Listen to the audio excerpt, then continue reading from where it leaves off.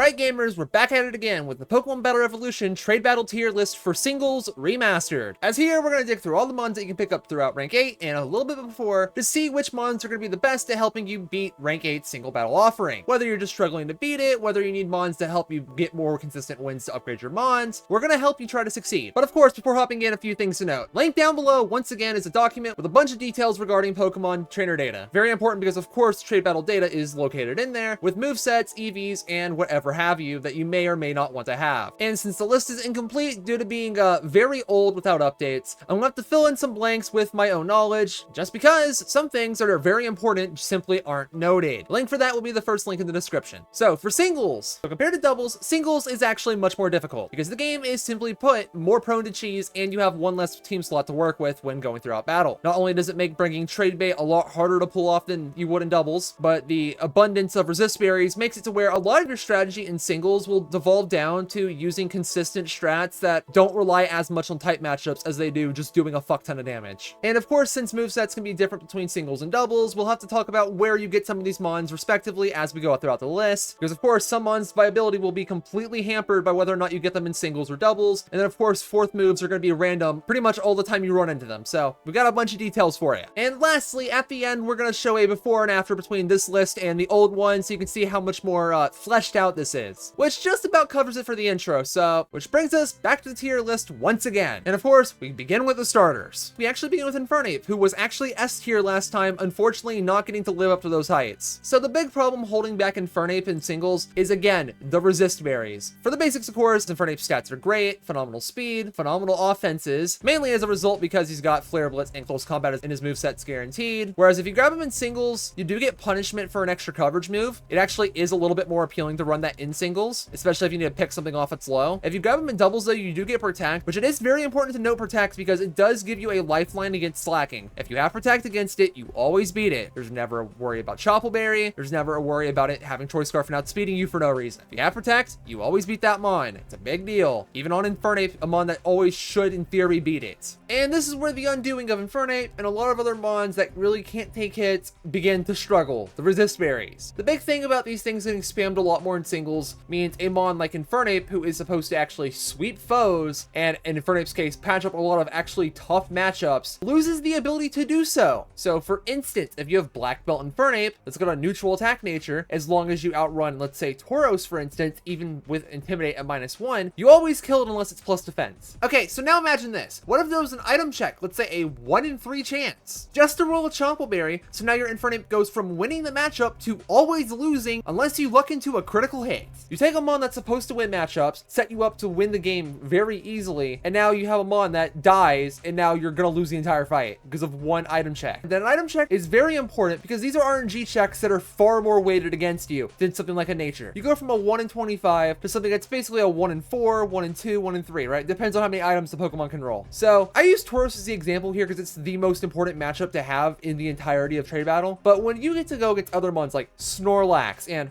Walrein or Slaking, you know, mons you're supposed to beat by clicking close combat, and then oh, random Choppleberry, guess what? Lose your mon, and then if it's the first mon you're fighting, probably lose the entire fight on the spot. It absolutely hinders this mon and other mons like Starmie, who we'll see later, that are supposed to sit here and spam coverage moves, but instead have their 1-hit KO snubbed out to be a 2-hit KO and probably dying too. Again, mons that are already relying on 2-hit KOs aren't nearly as affected as much by this. It's why this mon's significantly harder to run in singles rather than doubles. You are essentially being asked to pick a god and pray. Okay, item, I just mentioned Black Belt. That is still the preferred item. Fourth move's a bit strong. Infernape's got loads of fourth move options. There's 2 big ones and a myth that I'm pretty sure doesn't exist, but the documentation says it does. U-turn makes for a phenomenal fourth move. It's a great pivot option. It can get you away from your stat drops. You can also use it to safely switch to a mon and get chip damage, while also denting psychic types pretty hard. Rock Slide's great because that flinch chance is pretty easy to leverage with its speed stat. If there's a Rock Slide, there's always a chance you will win. And of course, there is a myth of Thunder Punch. I don't think this is real, but hey, they say it exists, so yeah, a move that could technically strip away a Wakan Berry from a mon is pretty helpful, all things considered. Who knows, it might even help you pick off a flyer, if it's real. Okay, next up is Swampert. We are absolutely going to be locking the single set with this guy. In doubles that would otherwise have Protect, yeah, we're just going much more straightforward here with Waterfall, Earthquake, and Hammer Arm as our moveset. While Hammer Arm's not the most useful third move, it's going to get you more mileage than Protect. It's not like Swampert's main goal here is to beat Slaking, right? It's some other Pokemon's job. Although if you need a roll compress, just get a doubles one. You know what to do. Swampert's got some great stats. It doesn't really like dying to many things. Rindo Berry's your go-to item since it lets you get the jump on grass types or mons that carry grass type moves. So Pikachu, for instance, is kind of sketchy because of Grass Knot. Then you just get to shred it. Yeah, well, this mon's pretty strong to use. It's much more demonic when you have to fight it because it's just kind of an annoying mon to get a one-up on. Serving fantastic use as a water type, sure, but more importantly, a role as a ground type that actually gets to shit on electric types. More on that value later. Breaking into our B tier, we have Empoleon. Yeah, this guy, we're going back to doubles once again because Drill Peck is still a terrible move. You get Hydro Pump, Flash Cannon, and Protect for its movesets. Between Empoleon's pretty damn good special attack, it's great defensive typing, it gets to sit on the field and just throw out some really powerful moves, pretty reliably get knocked into Torrent, at least almost always surviving 2 hits from most foes, and just getting to absolutely bludgeon something with a Torrent boosted Hydro Pump. Absolutely filthy. Fourth move on this guy can roll into some pretty useful ice coverage. You can get Blizzard for something really strong but somewhat unreliable, and then you can even roll Ice Beam if you want to use something that's actually reliable and can actually make Empoleon do a phenomenal job at handling those dragon types. Up next, we have a mon that dropped off pretty hard from the last singles tier list. Charizard. Yikes. Fell off quite a bit, but he's still not that bad. So for Charizard, we're actually going to wholeheartedly walk into the single set here. Fire Blast, Air Slash, and Sunny Day. Since Protect isn't really necessary, this gets to be the definitive best moveset for him. Basically, one of the mons that we will see later, Magmortar, is built on the idea of setting up Sunny Day and spamming Fire Stab. Charizard kind of does the same thing, but with a better typing and a noticeably larger speed stat to actually get to leverage that offense. Overall, it's not the greatest pick, but it can get knocked into Blaze pretty reliably, should it not get attacked by super effective moves too much, which if it's in Blaze and you have Sun Up, you're gonna be hitting really hard pretty often, alright? Honestly, this mon's kind of just like a little bit filthy, although Fire Blast's accuracy does leave things up to chance a little bit more than you would like. Fortunately though, you still do have Air Slash if you need to hit like a grass type or something. Alright, here's a mon that dropped pretty far from last time. Remember all those things that I just said about Infernape having to deal with type resist berries? Yeah, Blaziken kinda has to suffer from the same problem, except its moveset and stats don't help it as much as it would Infernape. As we're gonna see throughout this list getting built up much further, Blaziken is not near the top of B tier. He's actually pretty far in the middle. So unfortunately, if you want to use Blaziken, you do have to grab him in doubles, where he gets Flare Blitz and Sky Uppercut and Protect. Again, Protect helps with the Slaking matchup, but Flare Blitz is your bread and butter that you're gonna have to probably end up spamming with this guy, since unfortunately, close combat is not something he's got singles or doubles alike. This is why Infernape on average is just significantly better, even if in Blaziken's case, Focus Sash being one of the best items in the game is available to it. So if you're slower than something, you get knocked into Focus Sash range and then bludgeon it with a Blaze boosted Flare Blitz, something that you can do pretty reliably since you're only facing one target. Otherwise, for fourth move, you don't have too much going for you. Sunny Day could be useful if you want Sun to get an even stronger Flare Blitz without going into Blaze, or of course you can get Bulk Up and try to do something a little bit more wicked with that. Overall, Blaziken definitely has the firepower to make things work, but it's definitely being hindered quite a bit courtesy of its fighting power alongside the lacking speed stat. And with type resist berries all over the place, specifically the normal types, you are going to be struggling to KO. Regardless, berry or no berry, you're probably not one-hit KOing them anyways. With its speed definitely leaving a lot to be desired, it just can't go much higher. It's actually pretty unfortunate, especially when Typhlosion's sitting right next to him. So Typhlosion pretty much does the same thing Charizard does. If you grab him in doubles, it's just Fire Blast, Sunny Day, and Protect. Basically, the difference is you have Protect instead of a coverage move, but since you don't have that flying typing at all, the idea is you're just going to spam Fire Blast specifically, which is why it's going to be lower. You just lack a little bit more in your defensive profile here. Otherwise, Typhlosion's going to sit here, get completely dicked on its fourth move constantly because it's pretty much all garbage, and basically, he's just going to hope to survive things, hopefully get into Blaze, and just let rip some Fire Blasts that you're going to have to be careful on actually hitting. Well, of course, abusing Sunny Day. Unfortunately, with Typhlosion and Charizard existing, when we get to Ninetales later down the list, yeah, bro's kinda washed. It's really tough for some mons to be Sunny Day sweepers when you have these two right here, just kind of outrunning quite a lot with their base 100 speed stat, and their chance to go nuclear once they get low. All right, up next in our last B tier starter is actually going to be Gator. So Feraligatr's got one thing going for it, if anything, that's just being a physical water type. There's not really much of those on here at all. You get Gyarados, you get Floatzel, you get Blastoise, and Feraligatr. You got 4 options, and compared to the rest of them, Feraligatr definitely takes the idea of the bulky water more seriously than those other 3. For its doubles moveset will actually be Waterfall, Crunch, and Ice Fang. Unfortunately, having Ice Fang is just a strict upgrade to what you can get from singles, so having an extra coverage move is what you're basically going to be trying to grab here. Otherwise, Feraligatr doesn't really have too much going for it. He's just going to come in, he's going to spam water moves, or go for its stray ice move, or in some cases against like Dusclops or something, click Crunch. He's a water type with decent stats, and ultimately that's what's going to help him edge out into B tier here. He doesn't do too much special, but what he does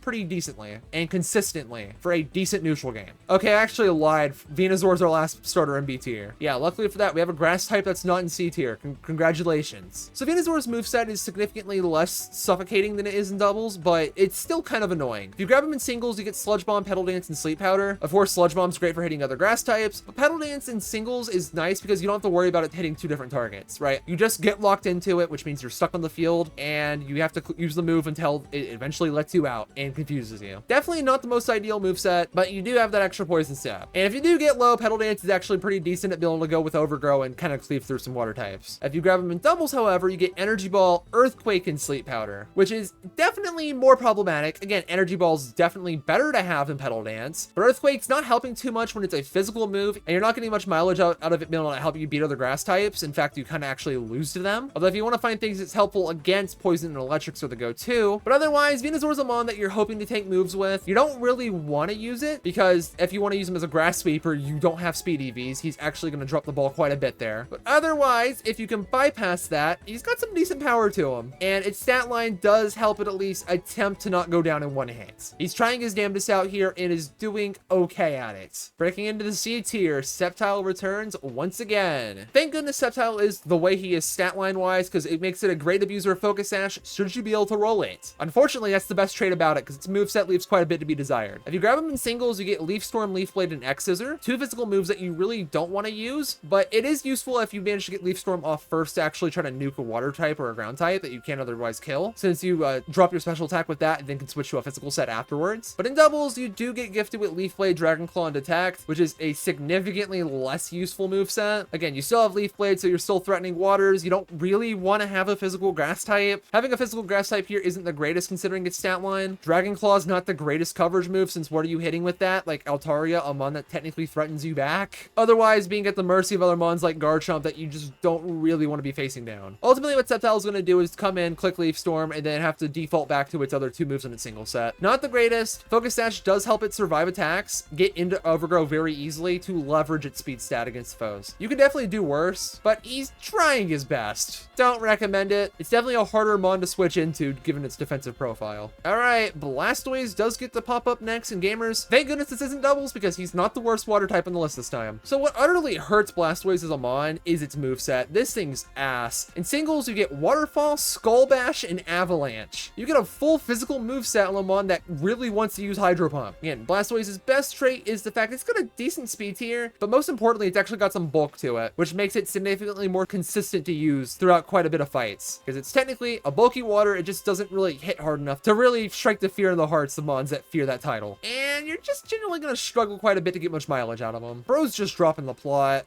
All right, next we've got Torterra. What does he do? So there's a common trend you're going to get with a lot of these mons in C tier is they have a game plan and they at least have the stats to get an attack off. Now, whether or not you're getting much mileage out of it's a different story. But unfortunately for Torterra, its defensive typing's not helping it too much. It's a grass type that doesn't beat waters because most of them have ice moves. Thankfully, Feraligatr is added to its victim list here, but not very well. And its moveset, of course, leaves a bit to be desired. If you grab him in doubles, you get Razor Leaf, Earthquake, and Crunch guaranteed. Yes, even in singles, having a stall set granted from singles is just ass and bad because he doesn't have nearly enough healing to make it work. But what you get here is a slow offensive ground type, an Earthquake spammer, which is actually a good role to have. The grass type's not really helping it actually get to pull that off very well. Since now you're actually leaving yourself pretty prone to taking a bunch of damage from fire types, something other ground types like Hippowdon and Flygon don't have much of a problem with. So missing out one of the big types you're supposed to answer is kind of a problem. And of course, its speed stat's not helping it become much of an Overgrow abuser either. And next up we have Meganium, which, ladies and gentlemen, this is where the tier list is going to shake up quite a bit. We are actually going to be adding another tier. It's not a D tier because I don't think there's actually any D tier mons. We're going to have the C plus and C minus. So that's where Meganium's going to end up finding himself. Meganium's not the worst. It definitely gets to take a hit for mons, which is a good thing, which means it actually can sometimes leverage Overgrow. And luckily for Meganium, its single set's pretty much uncontested right now for its usability, where you're gifted Energy Ball, Body Slam, and Light Screen. Body Slam's not that useful, but I mean, it gives you something if you're fighting something that resists grass. Energy Ball is basically going to be the thing you spam, hope you're an Overgrow to get some damage. Meganium's speed stat's definitely not the worst, so it does get to leverage it decently well. It's unfortunately a little bit more passive than you would like, but outside of Overgrow, it's definitely pretty passive. Light Screen's useful since, of course, it helps extend your team's bulk, not just Meganium's, but whoever comes in afterwards, which is probably the biggest selling point of using this mon. Don't recommend it. He can try his best, but but it's not the greatest. Thankfully for Meganium, it's not the worst grass type, but unfortunately is the worst starter. Ladies and gentlemen, I know what y'all want to see next. You want to see all the F tier mons thrown in back to back. Fortunately for this list, there's not many of them, which is definitely a bit of a shakeup from the last two lists we've done. Up first, we got Pikachu, and he sucks. So the biggest shakeup from doubles is the fact that the Pikachus you can trade for are the better ones. Yeah, we're not using any default Pikachus here. So item, Light Ball, you actually get to do a lot of damage. The cons, you have no defensive profile. You can switch into nothing without dying.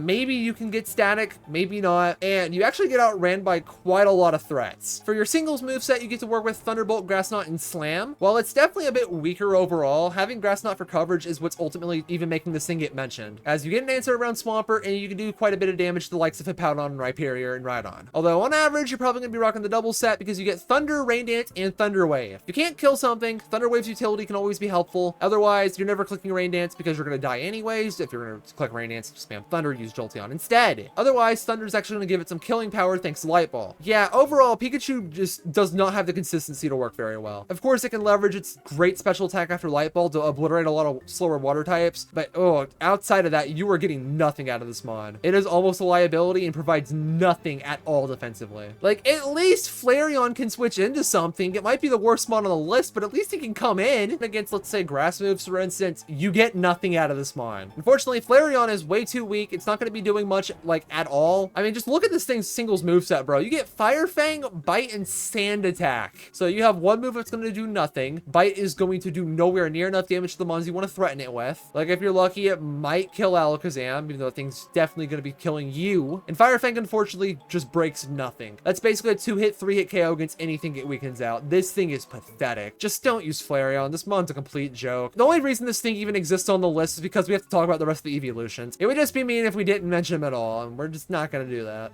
Luckily for it, though, it's not alone for evolutions in F tier, because unfortunately, Leafeon is just awful too. Leafeon's got a little bit nice things going for it stat-wise, you know, speed, attack, and its defense stat. Not the worst. Its moveset is where it absolutely drops the ball. You cannot do much with this guy. If you grab him in singles, you get Razor Leaf, Aerial Ace, and Synthesis. Yeah, in singles, you can actually justify running Synthesis. Imagine that. 1v1, you can actually pull that off. The only thing this mon's really going to do is beat Swampert. It's not the mon you want to beat Swampert with, but he can try. And other mons, like Feraligatr, that don't quite have an ice move, you can at least attempt to get something out of it. Anyways, the second you click Razor Leaf into Hippowdon and watch this thing just bounce off it is the second you just stop using it. This thing is unfortunately bad. If it had Leaf Blade, it could be a completely different story, but this thing is just... Who greenlighted this guy? Good God. Which brings us to the best mon in F tier, Lickilicky. This is the first achievement you've ever had in your entire life, buddy. So yeah, Lickilicky is infamously a little too slow, too weak, and not bulky enough to be very good. Fortunately for it, it does technically have a little bit going for it in its moveset that saves it from being complete ass. If you grab him in double specifically, because the single set is absolutely terrible, you get the likes of Rock Climb, Earthquake, and Brick Break. Yeah, he's gonna pretend to do some big damage to foes, and then do like half on a super effective hit. Bro is just, he's not very good, does not provide much defensively. When most of his favorable matchups are 2-hit KOs, that's how you know bro just doesn't do anything. Luckily for it, it is own tempo rather than oblivious, so at least you do have that confusion immunity to at least help him with something. Alright, one of the biggest injustices on the last singles list was I actually forgot a few mons that were actually available in rank 8. Yeah, somehow I upset both the Pinsir and Aggron fan bases. That was the last mistake I will ever make. Pinsir's gonna find himself in C+.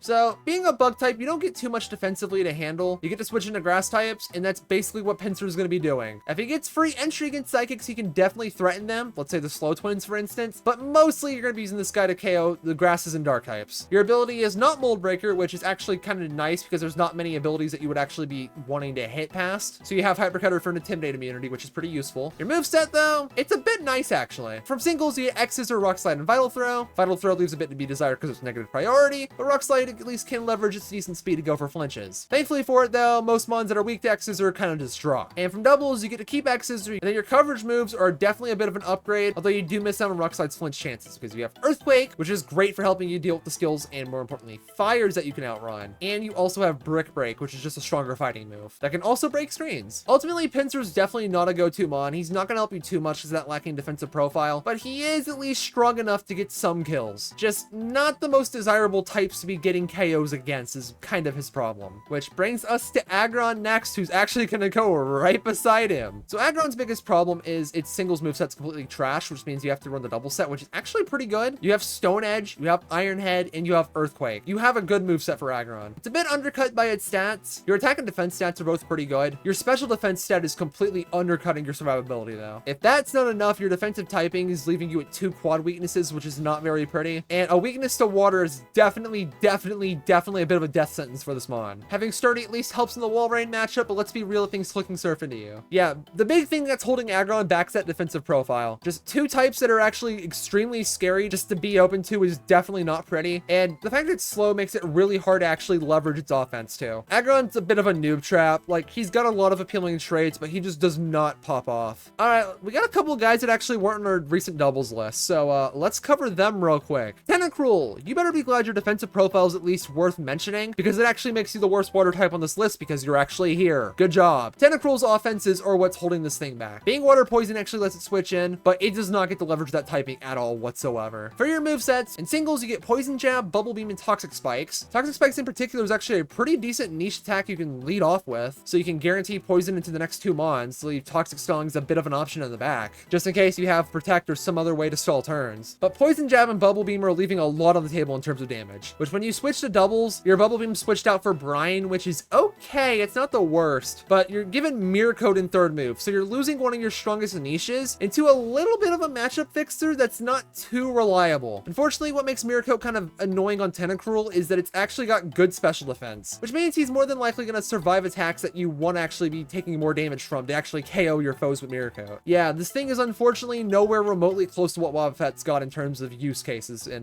terms of spamming Mirror Coat. But hey, he's got enough things to help at least make him worth mentioning. Plus, he's got Clear Body too, so he's at least immune to stat drops as a bit of an upside. Up next, we have a very odd mon. A lot would be surprised to see on here, Nidoqueen. Don't really too much know what this thing's supposed to do, but it can try. So Nidoqueen's got a pretty decent defensive profile that lets it switch in. It's a ground type, so it gets to help against the ever annoying electric types, Jolteon specifically. But for your ability, you're already off to a decent start as you have Poison Point, which means you don't have rivalry cutting into your offenses. Where for your offensive presence, which is going to be lacking because of this thing's stat line, your moveset, granted from singles, consists of Poison Jab, Dig, and Body Slam. Dig's pretty good because it can buy you some turns while still being pretty strong overall. And Poison Jab at least gives you a means to help beat the grass types, but let's be real, Poison's just not a very effective move to be threatening grass types with. If you're trying to hit those in particular, use a fire type or a flyer. There's just no point in running a poison type for that role. At least in Venusaur's case, it's at least roll compression with a mon that's supposed to be beating waters. So yeah, at least Nidoqueen gets an honorable mention here. But unlike Nidoqueen, Tentacruel, and Flareon, those are mons that you can at least get in rank 7. Shedinja stops appearing much sooner, but it's actually a very decent niche use case mon. This mon is actually going to be the highest in C tier because it's got some problems. Similar to something we're going to see a little bit later with Wobbuffet and Blissey, this thing's a bit of a matchup fixer. If you run into a team that can't hit Shedinja, which you can usually plan out since all mons basically have 3 guaranteed move slots, you're able to at least prep out which mons actually cannot beat Shedinja without having their 4th move be some cheese. Unfortunately for Shedinja, running into mons that would otherwise KO it through passive damage is actually kind of high because Toxic, Hail, and Sandstorm actually have kind of annoying distribution overall. Technically, it's not just Hail and Sandstorm, but weather moves in general, but those 3 moves in particular give Shedinja a little bit less room to breathe. But basically, he gets to be the top of C tier because of its ability to completely invalidate entire matchups. Because if there are mons who can't touch you at all, you'll at least be able to enable switch AI. So if you actually predict that happening in advance, you can bring in Sheddy, force a switch, but on that same turn switch out, you can put yourself in a much more favorable matchup when certain foes come in. Basically, Shedinja can get you into a much favorable position to enable your other mons too. For your moveset, unfortunately, you don't have too much in power, but basically Shedinja just needs infinite turns anyways against whatever it's going to be, so it doesn't matter too much. For singles, you get X Scissor, Shadow Sneak, and Confuse Ray, which is probably its better moveset, whereas doubles gives you Shadow Claw, Aerial Ace, and Protect. The only reason doubles is really worth mentioning is that Protect is beneficial in the fact that you can actually scout out moves that would otherwise take you out. Basically, a random Aerial Ace tacked on for 4th move. So you're probably going to lean back towards a single set where X Scissor is going to help you a lot more in terms of taking out threats. With at least Shadow Sneak is a way to hopefully clutch up a win at the very end. Yeah, not the most desirable mon, but he's at least worth mentioning in a world where you're facing down one mon at a time who you can always bring in Shedinja in against whenever you need it to. All right, I guess we can round out the rest of the rank 7s here. Rapidash. Yep, Rapidash is once again pretty mid. Once again, absolutely suffocating from competition with Arcanine, Infernape, and Blaziken. Rapidash at least gets to try. From its single set, Rapidash gets to run Flare Blitz, Bounce, and Charm. So it gets to at least leverage its pretty decent speed stat and attack stat to just spam Flare Blitz. That's all this mon is gonna do. It's gonna try to beat Sceptile, or some these other grass and ice types and just kind of do that only. It's not the worst roll in the world since it gets to switch into them pretty reliably. The one thing it does wish it had actually would be Flash Fire. Unfortunately, he does not have that. It has Runaway, so it has no ability. So that's definitely cutting into its damage output. But hey, outside of having better options, he does get to exist and completely make sure Flareon has 0 use cases. Good for him once again. All right, gamers, here comes the best rank 7 mon because it's undoubtedly, in my opinion, the best mon on the entire list. Yeah, we're peaking immediately with Wobbuffet. Wobbuffet's biggest role is the fact it's just a matchup fixer. If you have any mon you're struggling to beat at all, just bring Wobbuffet and then click Mirror Coat or Counter, and that foe, if they hit you, are probably gonna die. And if you don't want to KO them, you're definitely gonna 2-hit KO them. Unfortunately, Wobbuffet's 4 moves are always the same. You have Counter, Mirror Coat, and Destiny Bond, which are the moves you're going to be using. Yeah, Safeguard exists, but you're pretty much never going for that unless you know a foe's gonna set up or use some weather move. For items, you get a little bit of consistency helpers. Leftovers can give you some more health, but you don't really need it too much. Lumberry's also not the most helpful, but it does help you not need to use Safeguard once before you get status the next turn, which outside of that, that's basically what's enabling Wobbuffet to be kind of gross. What you get to do is come in, look at whatever foe you're facing, it comes in, it clicks a move, and then the foe dies. You might back 2 KOs, you might not. And then you decide whether or not you want to go for Destiny Bond or go for another Mirror Coat or Counter. That's basically what this thing does. This mon is so fucked up. Any mon you are struggling with in team building, you bring him and then he beats them. This mon is completely fucked up and it's definitely deserving of S tier. Should he be number 1? Probably not, because he does allow foes to technically set up, and there's some other weird moves that foes can do, like set up free screens or whatever, since they don't really have to attack you. Technically a problem, but it's not like they can switch out. They have to hit you eventually. Is he gonna be the highest mon on S tier? I'm gonna keep him there, but he probably doesn't deserve it too much. All right, the normal types will be next, and once again, like we discussed in the doubles list, they're kind of some of the biggest threats you have to run into, because once again, the trade battle's got quite a few trainers that specialize in certain types of mons that make them kind of annoying to deal with. Once again, you've got 2 water trainers to get to load their team down with water types. You have a ghost trainer where you have to fight the 4 ghost types we'll talk about later all together. You have a team full of fighting types to fight, another one's favored towards some grounds, others, but most importantly, normal types, as we're getting to. You have a trainer that specializes exclusively in them, and then of course you have the Coliseum boss, who is the biggest threat because of course, guaranteed normal types on his team. Makes it easier to get these mons, but the problem is you're always fighting 2 of them, particularly out of the likes of Ursaring, Staraptor, Snorlax, Tauros, and Slaking. They will always be lurking around the corner in a bit of a big threat. The mon in the first slot is the first foe always, and the mon in the second slot is third slot always. Basically, you always have to fight 2 normal types. So when you have the whole Choppleberry nonsense being pretty common on all the mons that are weak to fighting, it's a big deal when you just lose them instantly and can't keep up your pressure whatsoever. Which is why you always have to have a normal type answer that usually favored as a fighting type. But there are a few cheeky ways we can get around them later. An answer for fighters is also helpful, but most importantly, you definitely want to have answers to water types on your team too. Anyways, finally moving on to the normal types,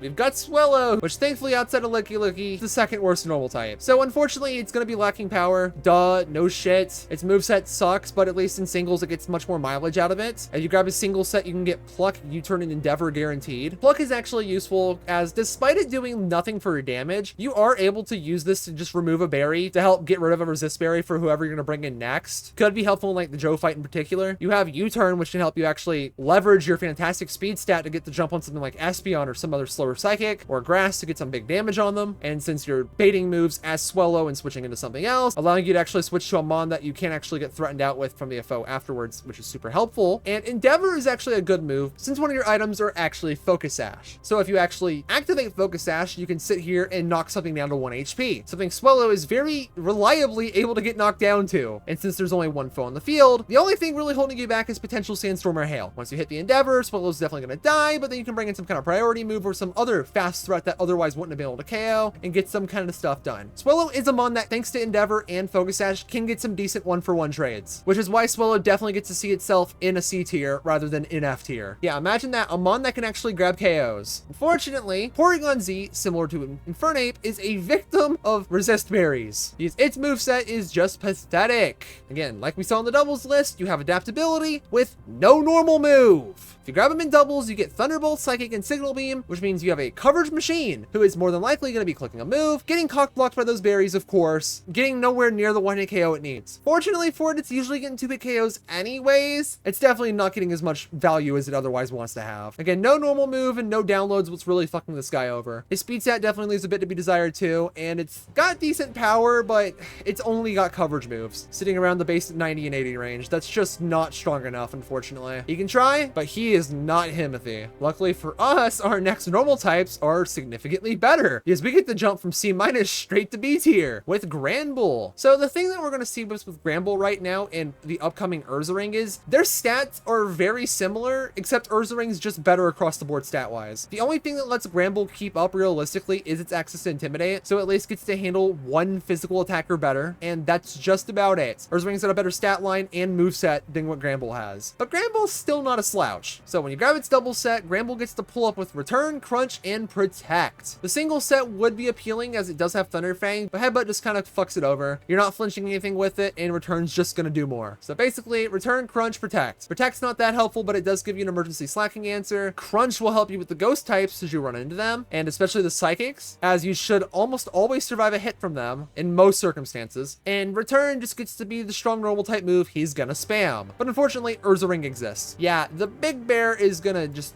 fuck Granbull over. It's unfortunate. Ursaring also favors its double set as it's pulling up with Double Edge, Earthquake, and Protect. So you have Earthquake, which is a stronger coverage move. You still have Protect, but most importantly, compared to Return, Double Edge just rips a lot harder. Ursaring unfortunately doesn't have Intimidate, but it does have some decent fourth moves too. Avalanche gives it an emergency ice coverage move, super helpful, but also having Stone Edge lets it rip through flying and fire types as a pretty strong coverage move, of course. And then Rock Slide, which is less strong, but also a little bit more accurate than Stone Edge. So it at least has a use case. Also, Ursaring does get to rock Guts for its ability, so if somehow you get statused, it's not that big of a punishment since you do get a lot more power, just at the cost of a lot of your survivability. Basically, Ursaring just does more, and if you lead it compared to leading Granbull, you just get more mileage out of it. It just does better most of the time as a favorable neutral mon to use, which is where most of these normal types get to succeed. Because next we got Togekiss, who gets to be B tier also. So this guy's moveset's a little bit wacky. Its stat line's definitely what's helping it here, and its main two moves it's gonna be clicking is the big thing saving it, similar to Staraptor we're about to see here in a second. But Togekiss gets to be really obnoxious, packing Air Slash and Aura Sphere guaranteed. Singles will give you Water Pulse as an extra coverage move. Not the most useful, but can definitely help against Rhydon or Rhyperior. Unless you grab it in doubles where you get Yawn, which in a 1v1 scenario, Yawn does get to be a much better move to use across the board compared to how it is in doubles. So you at least get better incentive to use it. The big thing fucking over Togekiss is its ability is completely worthless. You get Hustle on a mon that has no moves that can use it. So instead of Serene Grace, which gets to help you hacks out things, you basically don't have an ability at all unless you roll fourth move something physical, which is not going to be very good in the first place, especially as extreme speed's just not here. But Aura Sphere helps it jump skill types and even rock types that you otherwise potentially fear, even normal types too. Like Aura Sphere existing is pretty filthy. And Air Slash having that flinch chance lets you sometimes cheese out KOs. Again, like with Rock Slide, if there's an Air Slash, there's a way. Next though, bit of a power jump here. Staraptor is still in B tier, but he's much further up. So both sets for Staraptor is pretty decent. For singles, you get Brave Bird, Takedown, Close Combat, and in doubles, you get Brave Bird, Close Combat, and Protect. One helps you beat Slaking, the other does not. Otherwise, the fast, decently strong Intimidate haver is just gonna be annoying and just spam Brave Bird in most circumstances, with a chance to damage normal types pretty heavily through its Close Combat coverage move. Also, Threatening Steel's pretty big too. For fourth move, you do have at least two decent options that are notable. Giga Impact can be useful in the double set if you don't want to run Takedown. Also, it could still be useful on the single set, since it technically can close out a game better on a neutral target than Brave Bird can. But U-turn's the big thing as you have an Intimidator that can pivot, especially a fast one too. So it can get the jump on slower Psychics and Grasses, of course, and it can save its Intimidate for later, while helping you pivot into a mon that can be immune or just take resistant damage from whatever you're about to get hit by. U-turn's actually extremely fucking filthy in singles. So the fact Staraptor can have it, absolutely disgusting. Pretty decent mon we got here. It's fast. Unfortunately, it's very frail on both physical and special side, but Intimidate does help get to alleviate that a little bit. He may be overrated and over talked about, but he's still pretty damn good. All right, pushing ourselves even further, it's the neutral king himself, Snorlax. One of the biggest threats you're gonna run into, and this thing, well, it 1v1s quite a lot. That's the thing that's helping this thing in a lot of circumstances. You bring it in against like a lot of the mons you're gonna see, and he can just win them in a bunch of 1v1 scenarios. He's actually kind of gross. Great special defense, pretty decent bulk all around thanks to its fat HP stat, and its attack stat gets to rip through quite a lot of foes too. And Chocolate Berry helps it get the jump on Infernape thinking it's gonna KO it for free with close combat. So for moves, in singles, you are gifted Body Slam, Earthquake, and Brick Break. Body Slam's all around a decent move. That paralysis chance can also be completely game warping if you get it. Earthquake is a phenomenal coverage move to break through any fires, rocks, and seals you run into. Meanwhile, Brick Break can at least help break Chocolate Berries if you do run into them, or screens if you somehow fight them on with them. Whereas doubles gives you more immediate power with Double Edge, although you do have to contend with recoil damage, Earthquake again, and Crunch, which is actually probably the better moveset all around since Crunch Punch does let you threaten ghost types without ever being afraid of them. And since you run into a bunch of Snorlaxes, this is one of the easier mons to get an ideal moveset on. Bro is actually kind of filthy. Unfortunately, he does not have thick fat. He is stuck with immunity, so being able to get around poison damage is kind of nice, but at the end of the day, not having that extra fire and ice resist is the only thing he wishes he could have. Without those extra resists, dude, he's gonna starve. Oh no. Well, ladies and gentlemen, Snorlax is not the biggest threat that you're gonna run into in the singles trade battle because it's actually going to be Tauros. This thing is fucking obnoxious, and a lot of the trade battle just revolves around him. So, fast, offensive nuisance with Intimidate, and the mons that do outrun it, almost all of them cannot one-hit KO it, which is actually really good for Tauros' use, since technically that gives it a very favorable one-for-one trade kind of matchup. So, Tauros' single set consists of Takedown, Earthquake, and Zen Headbutt. It's probably the better set overall, since when you compare it to doubles, you have Giga Impact, Stone Edge, and Zen Headbutt. The choice between Stone Edge and Earthquake's actually pretty big, since you get to hit like different mons with those moves. Kind of gross. Earthquake's probably the better one on average, but Giga Impact is actually really annoying for its ability to steal your turn. At that point, that's what ends up making Takedown edge out, despite the disgusting accuracy. Otherwise, you're probably just running this thing with Choice Band to just get immediate extra power, which actually enables Giga Impact to do loads more. That's your best item, which unfortunately would forgo whatever fourth move you get, which actually has a few decent options should you roll them. You have the likes of Strength as an extra normal type move, good on the Giga Impact stat. Can be helpful if you want to dodge the recoil damage of Takedown. Facade's also here in case you get status. You can do a lot more damage later. Just completely out damage Takedown entirely after getting status. And Rock Slide, because of course, if there's a Rock Slide, there's a way. He gets to cheese with that because he's really fucking fast. Which one other thing that it gets to be really helpful with is the fact that it does share a speed tier with Espeon, a mon that could otherwise be a little bit scary across the board. If you lead into it, you just kind of KO it for free. Absolutely filthy. This mon is fucking annoying, and you get so many opportunities to trade for it. Like, you have Intimidate, you've got good physical bulk all around, basically. But that attack and speed is what is making this thing just obnoxious as hell. And it's got a coverage move for most of the mons that actually want to threaten it, which is the scary part. Running into him is terrifying, and using him still pretty damn good too. Alright, up next we still have a controversial pick. I honestly debated putting him in S tier, but unfortunately, it's got one drawback that's holding it back from that position. So, we all know Truant's the big thing that holds this thing back. Fortunately for Slaking, it's a great one-for-one trade machine. Its singles moveset is the only thing you should ever consider here. Giga Impact and Hammer Arm are phenomenal moves, and you also get Slack Off too, which you're never clicking. Basically, Giga Impact's just gonna nuke whatever you hit, massive damage. If you're fighting something that resists it, you have Hammer Arm for coverage, so you can either hit most of those resists for super effective damage, or if it's Scizor or neutral. The one drawback you're seeing in this moveset, which is the reason it's not an S tier, is just the fact it gets blanked by ghost types entirely. Having to rely on its very large pool of potential fourth moves that are usually garbage, like the Solar Beam it can't use or other special attacks, which is what makes Slack Off feel like kind of a waste. Basically, just Giga Impact and Hammer Arm's all you need though, and they get to do lots of damage as its item choices are kind of gross. So Choice Scarf does exist. You probably shouldn't run it, but it definitely helps a lot in the Alakazam matchup. Chople Berry is kind of gross if you want to turn the tables on a fighting type, but the big thing here that makes turning the table on fighting types in general just completely worthless is just the fact you have Choice Band. Choice Band with this thing's attack stat and speed is just fucked up. You bring him in, he kills something that takes neutral damage, and then you recharge, probably survive whatever comes in, and then you kill that too. Or if you don't, you still got a one-for-one trade. This thing is fucking filthy. Like, even if you get one KO, you still did your job with this mon. And while it only really has a ghost immunity, so it doesn't have that much it can wall in terms of its defensive typing, you still don't have many weaknesses outside of fighting, and you have a really fat defense stat so you can actually switch in the first place. So you don't have to sack something, you bring him in, and then kill with it next turn. This mon is disgusting. You'd expect a mon with Truant to be a lot worse, but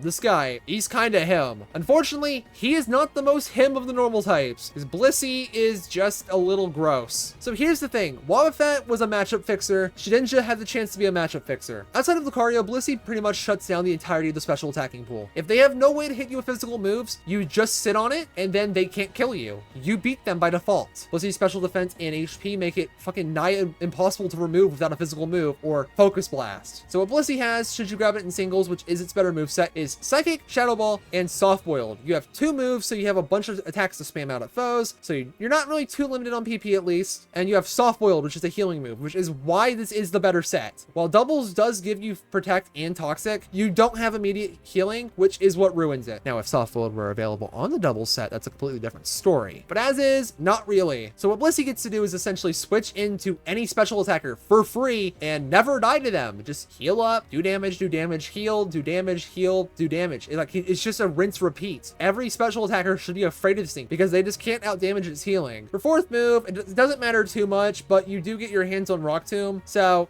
you have something to drop speed with. Not that useful. Could help if they don't have any special attackers though, and you somehow brought him thinking there would be. And it's at least worth noting that Natural Cure is your ability, so you at least can get rid of status that does get inflicted pretty early in the matchup, like first Mon, and you need to like beat second Mon, right? You at least got something going for you there. All right, up next we have a couple of frauds, ghost types. Fun. You have to fight them, but using them, not the greatest, unfortunately, which sucks because you just don't have many options for ghosts. So first, Dusclops. So he is pretty weak, all things considered, has good defenses that are undercut by its low HP stat. If you grab him in singles, you get Shadow Punch, Nightshade, and Ice Punch, which on average is its better moveset, since Nightshade gives you consistent damage and Ice Punch can get the jump on something like Garchomp. So let's go ahead and dump him to C-. Like, those moves do something. Shadow Punch does fuck all, but the other two are at least useful in some niches. It's why the quad weak to Ice Mons aren't really the safest against it. But the double set does have a little bit of something up its sleeve. Shadow Punch is worthless, Dark Pulse is worthless, but you do have Curse. So the idea is you hit the foe with Shadow Punch, probably hit it again, and then just Curse to die. Bring in somebody who has Protect, potentially even Fly or Dig, and you just watch Curse just nuke their health bar. Basically, Dusclops is in C-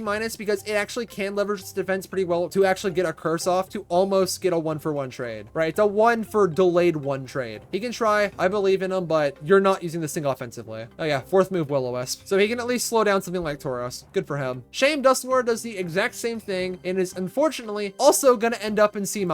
Basically, he's got more immediate power to him and a little bit more bulk. Definitely not desirable to use either. You're basically always grabbing him in doubles since you get Shadow Punch, Ice Punch, and Earthquake as your moveset. Basically, because you can actually hit things super effectively, you're gonna be out damaging Dusclops most of the time. But without Curse, you're really just hoping you bring this thing in, Will-O-Wisp physical attacker, then just belittle it down that way. He's not doing too much, but he can try. Again, assuming you get Will-O-Wisp for fourth move, the idea would just be click Will-O-Wisp into a physical attacker and then just beat him down with your other moves, so you can at least 1v1 with him. Not the greatest. Don't consider using him, but he's got a niche if you end up with him somehow. All right. God, Mismagius, you fell off so hard compared to the last singles list. Oh, brother. Above Sceptile, but don't let this deceive you, ladies and gentlemen. Mismagius at the end of this is going to be all the way over here.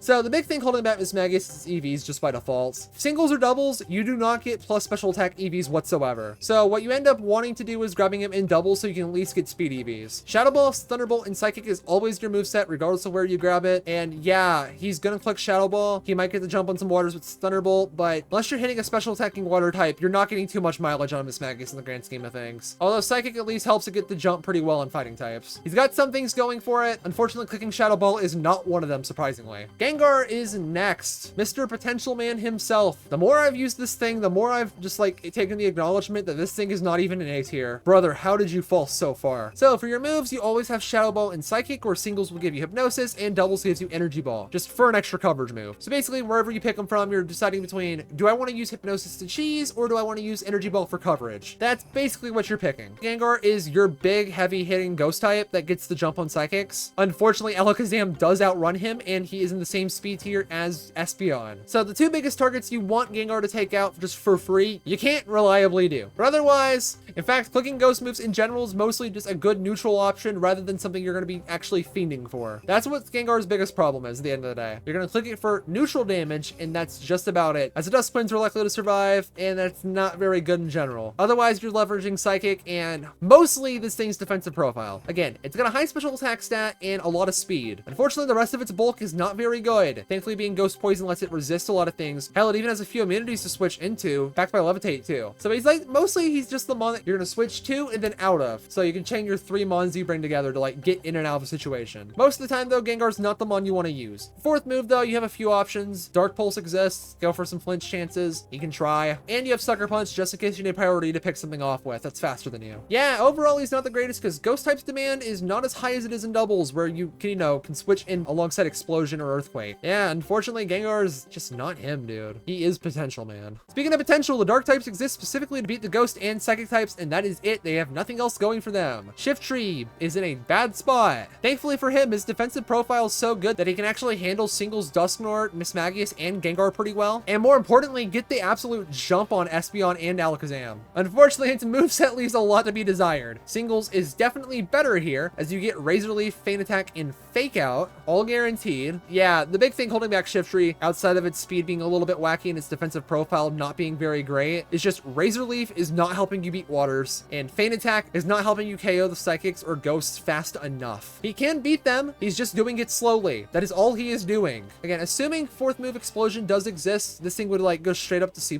since it does become a 1-for-1 trade. But until I see that with my own eyes, I'm not saying squat. Absol, what do you even do, brother? Right above Shiftry. So Absol's defensive profile is significantly worse than Shiftry. It does not have those grass resists, since all you can really do is switch it in on psychic types, and that's about it. It's frail, it's not fast enough, its damage is okay, and having pressure does mean your Night Slash is not going to be critting nowhere near as much as you would like. So from singles, you have Night Slash in Swords Dance, so you at least have a sweep angle on a mid-speed mon, whereas if you grab him in doubles, you have Night Slash Psycho Cut, a move that can help you actually beat slower fighting types alongside poisons, and Protect. Not the most desirable all around. Thing is, outside of Slash on the single set, the movesets themselves aren't even bad. It's just the stat line with alongside the lack of super luck holding this thing back. Will-O-Wisp can appear in your fourth move, so it can at least slow down physical attackers, but you're not really doing that too much with this guy. Speaking of Night Slash users without super luck, Honchkrow's next. If you grab him from doubles, you get Night Slash, Fly, and Thunder Wave. Thunder Wave can be useful for speed control, but the mons you're trying to speed control are incredibly threatening, so lol XD, good joke. With Guaranteed Power Herb, you actually can leverage Fly to get the jump on grass and bug types, and Night Slash of course helps you obliterate the likes of Gengar and Dusknoir. But the other two gust types you gotta be a little bit more careful around, while also helping quite a bit against Espeon and Alakazam. Honchkrow can succeed in beating the matchups that are very important, but Shiftry kind of does them better. Unfortunately, they're both outdone by Drapion, who does that significantly better with just all around generally better stats. Lucky him. You know, bulky threat, got some decent speed to him. So from singles, Drapion gets to pull up with Crunch, Ice Fang, and Toxic Spikes, whereas doubles gives it Crunch, Cross Poison, and Acupressure. So the double set, Cross Poison, Crunch, you have your stab moves. So the ghost types, psychic types, they're afraid of you. Grass types are too. He does that pretty well. Acupressure can sometimes allow you to set yourself up, but it is random, unfortunately. So as a result, that kind of leads you towards the single set where you do have Toxic Spikes as a bit of a way to lead him to put the next two mons the foe's gonna have on a timer, similar to what we saw with Tentacruel. But Ice Fang, it's basically hitting grass types the same, just nowhere as hard as Cross Poison would. Otherwise, you're mainly bringing this thing to beat ghosts and psychics, and that's about it. That's the main draw of the dark types. His Drapion's definitely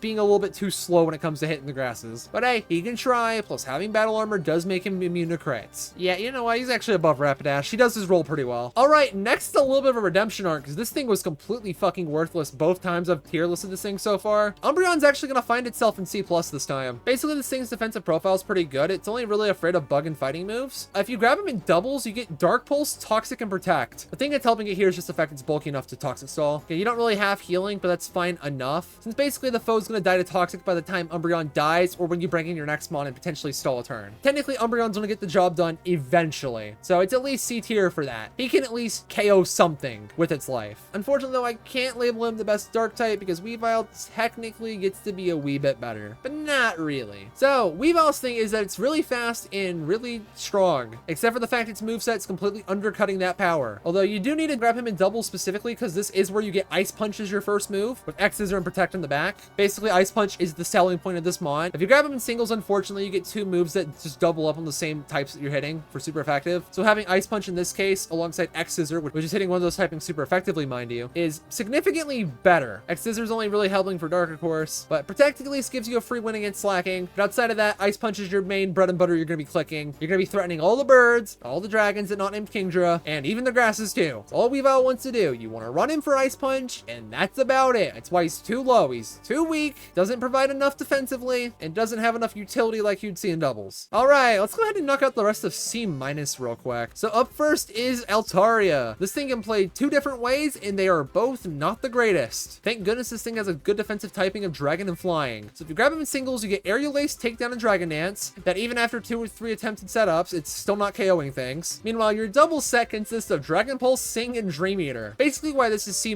compared to an actual D or F tier is basically, compared to doubles, this moveset can actually kind of work, since you're only really facing down one target at a time. If you can get Altaria in against the likes of Meganium, or some other mon that can't really threaten you, you can at least get some Dragon Dances off pretty well. If not, with your double set, you can actually get off a Sing and start clicking Dream Eater or Dragon Pulse. You can at least leverage your defensive typing to get him in. You can do stuff with him, just not very well. Bronzong is next and is once again way too passive, but thankfully with a great defensive typing, it gets to come in and beat the things it's supposed to. When you grab Bronzong, you get Gyro Ball and Earthquake, where singles gives you extra sensory and doubles gives you payback. Thankfully, it does have Levitate as an ability to help it troll in the ground types a little, particularly Rhyperior and Rhydon, who would otherwise be a little bit scary to it. But basically, the big things Bronzong's going to do is get the jump on the Psychic types, since they can't really threaten him back, the Ice types, and the Rock types. Those those are the mons he's threatening. He can do it pretty well thanks to his typing and stats, just leaving it to be pretty annoying to remove. Good for Bronzong, man. He could be a lot worse. All right, Ninetales is next. And like we'd said with the likes of Charizard and Typhlosion, this thing just does not hold up as a Sun Sweeper at all. Even as a Sun Sweeper, he's not very good, which it's not even forced to be, by the way. He has 2 sets. In singles, you get Flamethrower, Nasty Plot, and Will-O-Wisp. Again, like Altaria, you're going to set up with him and struggle to KO after 1 boost, potentially even 2, where Will-O-Wisp ain't going to be that helpful in that set, but it can be some useful tech. Where doubles will give you the Sunny Day, Solar Beam, and Flamethrower set. Basically, it can be a Sun Sweeper. It actually has Solar Beam, which is something Charizard and Typhlosion actually don't have. But this thing has no speed EVs, so it gets outrun by a lot. It's not strong enough. Yeah, its defensive profile is nowhere as useful as it needs to be. Like, at least Rapidash has some good speed to leverage in terms of being a fire type. Ninetales can't even really do that, so he drops the ball pretty hard. All right, up next is Cradily. Ladies and gentlemen, Meganium's taking a beating here from another bulky grass type. So Cradyly's big advantage is it's just kind of annoying to remove. If Foe doesn't have a fighting type, they're just going to struggle to get rid of it, which is great. But he doesn't do too much in return. You grab him in singles, you get Energy Ball, Ancient Power, and Confuse Ray to work with. He's going to sit on the field, potentially click Ancient Power into mons that otherwise technically could scare it a little. Like, you're mainly using this guy to hit the ground and rock types, which there's just way too many options to hit rock and ground types with. Like, Cradily only hitting that is just leaving way too much on the table for just how passive it is. But he can at least sit there and last for quite a bit. Don't use him though. All right, speaking of potential mon, Marowak fucking wishes. So Marowak's big thing is that because it gets Stick Club guaranteed, he just does a shit ton of damage, right? Unfortunately, it's really slow, leaves a lot to be desired defensively, and because we're in singles, it's even less likely to take advantage of Trick Room than it was in doubles, despite not having to worry about spread damage reduction for Earthquake. Basically, if you wanted to run Trick Room to enable Marowak, you can't really do that. Because let's say you're using Slowbro, for instance, right? You have to, A, get into a position where you can use Trick Room, which is already taken a full turn off the attack, go on your next turn to either switch out or die on, so you can actually get Marowak in, where you have at max 3 turns of Trick Room to actually do something with. So using him in Trick Room is already near impossible, but outside of that, he's going to get blown over pretty frequently by how many ice and water moves you have to fear. Again, water types are some of the scariest mons you have to contest with, and Marowak being afraid of them is absolutely fucking bad. It's not like grass or ice type moves are even that rare to come across in the first place either, so it's like kind of afraid of this. Like, he's not very good. For its moves, for singles, you get Earthquake, Iron Head, and Double Edge, where doubles does give you Earthquake, Brick Break, and Protect. Thanks to being Rock Head, Double Edge actually has no recoil, so you actually do have a decent third move if you need some neutral coverage. But Iron Head's not that helpful in the single set, considering it's hitting less types super effectively than Brick Break is. Some of the same ones, mind you, so it's not going to be providing too much in the grand scheme of things. Ultimately, though, just don't use Marowak. You can try, but don't. All right, moving towards the grass and electric types, guess we get to start with Electabuzz next. Luckily for him, he's actually kind of decent and not entirely outclassed by the likes of Electivire, right? C+.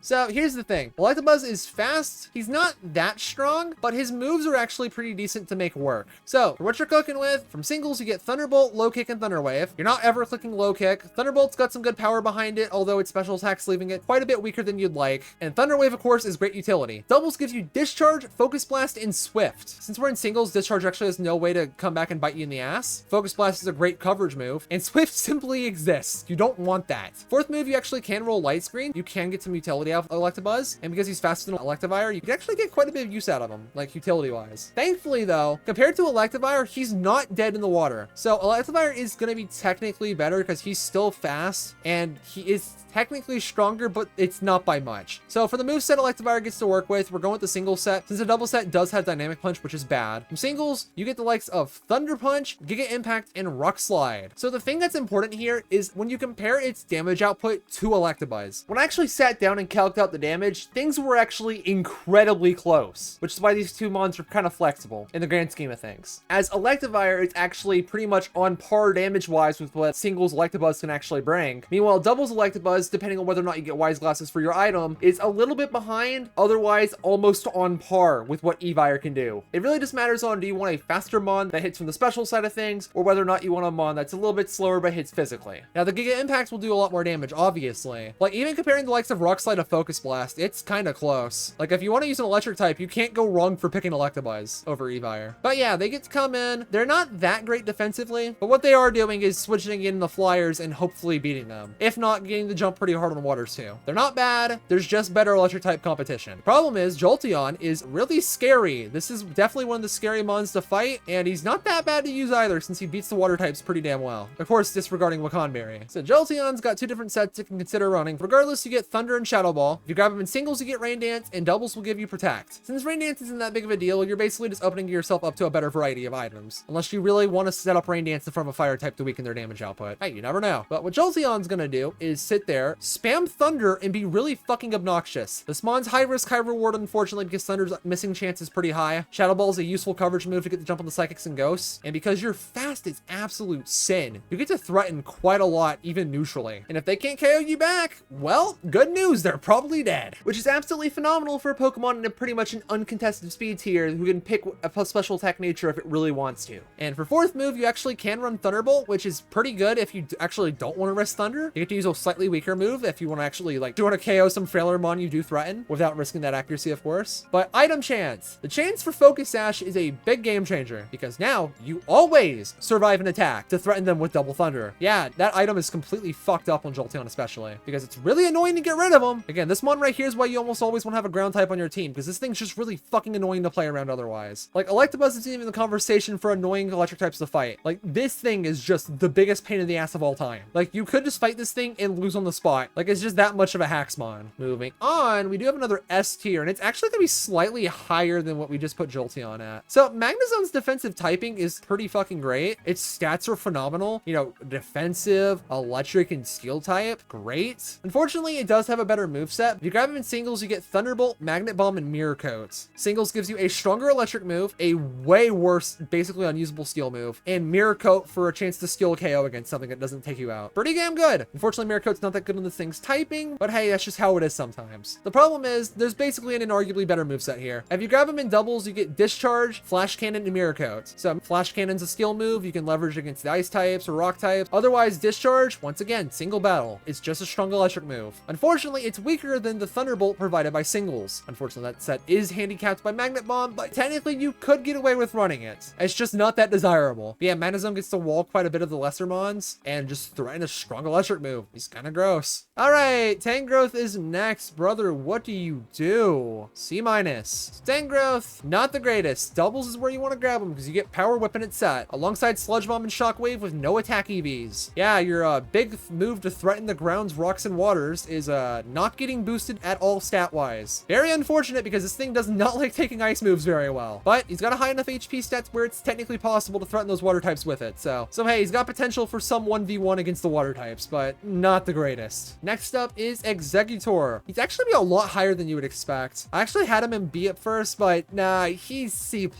So compared to the mon we're about to see with Gardevoir, this thing's got a little bit more going for it defensively. Since, you know, it actually has an angle to like switch in on water types and whatever. And it has different ways it can be played. So if you want to play it honest, you can just run the single set of Psychic Energy Ball and Egg Bomb. Basically, you're just going to click your two stab moves. They're going to do a lot of damage. You're going to take special moves like a champ. He's going to be pretty damn good. But if you want to run him in doubles, you can play him like a Sun Sweeper. As you get Sunny Day, Solar Beam, and Psychic. Basically, if you can set this thing up in front of a water type, I don't know, Feraligatr or Swampert, you can set yourself up to just spam Solar Beam in front of a bunch of water types that are otherwise terrified of it. This definitely has a lot more sweeping potential in singles than it does doubles. And for your fourth move, you can run Sludge Bomb, which gives you another way to hit the grass types, which is not that bad. It's pretty decent. And you can get Explosion too, just in case you want to go for a 1-for-1 trade against a mon that's otherwise pretty sketchy. You can pull it off sometimes, right? It's not the worst, especially without that double spread damage reduction. He actually gets a lot more out of it here. Now, Gardevoir, on the other hand, when we hit, definitely doesn't get rewarded too well. Also in C tier, it's just leaving a lot less defensively to having a little bit better of an offensive presence, thanks to its defensive profile. Again, you have less weaknesses, but you also have less resistances. Kind of annoying, kind of good. If you grab it in singles, you get Psychic Energy Ball and Hypnosis, which is not the most desirable, but again, doubles does have 2 guaranteed move slots rather than 3. You get Psychic and Protect, where 2 of your random move slots are divided by a coverage move and a utility move. For coverage, you do have Focus Blast and Shadow Ball, but Alakazam can have either of those depending on where you grab him, which makes it kind of irrelevant. But you do have Thunderbolt, at least giving Gardevoir something unique. Basically, you're running it for Thunderbolt or Energy Ball. For fourth move, though, you actually can have Trick Room on this thing. It's slow enough to like potentially get the advantage with Trick Room, but it's not going to be a big game changer on it. Unfortunately, you do have Synchronize, so no Trace. That is something cutting into its ability quite a bit. Although having Choice Specs definitely does help pick up some of the slack since it gets a lot more damage. So it at least gets to put the hurt out, you know, should it actually stay alive. All right, unfortunately, it's definitely not the better of that evolution line because Glade just gets to be a little bit better offensively. That's kind of a good thing for him. Having a fighting type means you get to have stab close combat, which is just really good when the normal types don't have Chople Berry. Otherwise, though, unlike Infernape, he's not actually as scared of rock types or ground types, which is actually pretty decent, and he handles the water types decently. If you grab him in doubles, you get guaranteed close combat, Psycho Cut, and Protect. So you have a psychic move, which is the big draw of using this thing. You obviously have close combat as just mentioned. Protect's not the biggest thing, but it does guarantee a win against Slaking. Fourth move, you actually do have a chance to roll Leaf Blade, which is great because it is a part of its single set guaranteed. But because you're lacking some of your other offensive tools, being able to pull Leaf Blade from that instead on your double set, which just makes it much better rounded, which is great because of its special bulk, allowing you to actually go toe to toe with some of these water types that are otherwise pretty sketchy and threaten them back. That's another neat little thing he can try to do. All right, gamers, we almost have Alakazam up, but we unfortunately do have to go through Espeon first. Basically, Espeon's like what would happen if you made Gardevoir faster. It's gonna do a lot of damage, it's fast, and it's only really spamming 2 moves. Don't even bother looking at its doubles moveset, as singles will give it Psychic, Shadow Ball, and Morning Sun. Morning Sun's utterly useless, but I mean, it's something you could try. Basically, you're gonna be spamming Psychic in most situations for good, neutral damage. Shadow Ball is also helpful in certain situations against other, like, you know, other ghost types that aren't Gengar, or other psychic types. Basically, here's the thing that makes Espeon so good. You can roll Choice Specs on it. That's the thing that matters. You can roll Choice Specs on a fast offensive threat. So fun fact, the Tauros matchup is of course one of the scariest mons you're gonna have to deal with. The thing that makes Espeon nice is if you run plus speed, as long as they're not plus special defense or speed tying you, you can kill it, guaranteed. That's a big game changer for one of the most obnoxious matchups in the game. Unfortunately, because you're in the same speed tier as Tauros, that's very undesirable, especially when you would actually want to run Modest, because one of the most important matchups becomes a lot more shaky to deal with, kind of like the Infernape problem. Although at least in Espeon's case, you're not contending with Chople Berry, so the odds are actually technically better in your favor with Espeon than Infernape would be. Which unfortunately for Espeon, you probably shouldn't run it unless you can't get your hands on a great Alakazam, S tier mon. This thing is broken. So first the moveset. So from singles, you get Psychic, Shadow Ball, and Calm Mind, all of which are nice. Calm Mind is actually bait. You're actually never gonna run it. So basically you have guaranteed Psychic and Shadow Ball, although you're probably never clicking Shadow Ball unless you need to hit something super effectively with it. No, if you grab it from doubles though, you get Psychic, Focus Blast, and Protect. Protect's not that important, but it could scout things out. Focus Blast is just a useful coverage move in case you need it for like some fat normal type, right? Once again, this thing also has Choice Specs like Espeon, which completely, utterly puts Espeon in the grave. Unfortunately, you do have Synchronize, so you don't have that flinch immunity from Inner Focus. Kind of a bummer, but that's okay in the grand scheme of things. You're not really getting O-code by Fake Out, right? The thing that matters the most is you have a faster speed tier than Espeon, which means Alakazam with Choice Specs, because he does get that, can outrun in Oko Tauros, Gengar, and Espeon, who are all in the same speed tier that Espeon otherwise struggles with. It's important because Gengar dies to Psychic, Espeon dies to Shadow Ball, and more importantly, Tauros is a favorable damage range to kill with Psychic if it's plus special defense, and then always dies if it's not, and you always kill it if it's plus speed. That's just something Espeon cannot do, as that thing just has way more to contend with in terms of killing Tauros. Gross. This thing's disgusting. Winning some of the most pivotal matchups with just so little effort is just incredible. This thing's fucked up. But then, ladies and gentlemen, there was another Psychic S tier. We have 3 of them. So Metagross is a bit of a weird spot, okay? You definitely want to run the double set. You get Meteor Mash, Zen Headbutt, and Thunder Punch. This thing's stat line is phenomenal. It gets to be a bulky menace with a phenomenal typing defensively. You're afraid of fire and ground types. That's it. That's not too much. You threaten the Psychic types pretty hard. Like Meteor Mash hits them pretty hard. Zen Headbutt gives you a neat role play against the fighting types while just being immune to poison altogether. And Thunder Punch even lets you hit the water types pretty well too. Basically, the 4th move's where everything can change quite a bit too, and why it's actually S tier. You could be A otherwise, but you can roll Earthquake for 4th move to help you destroy the steel types. But you can also roll Explosion, which isn't nearly as good as it is in doubles, but because it's a single battle, you're pretty much almost always KOing things with this. Explosion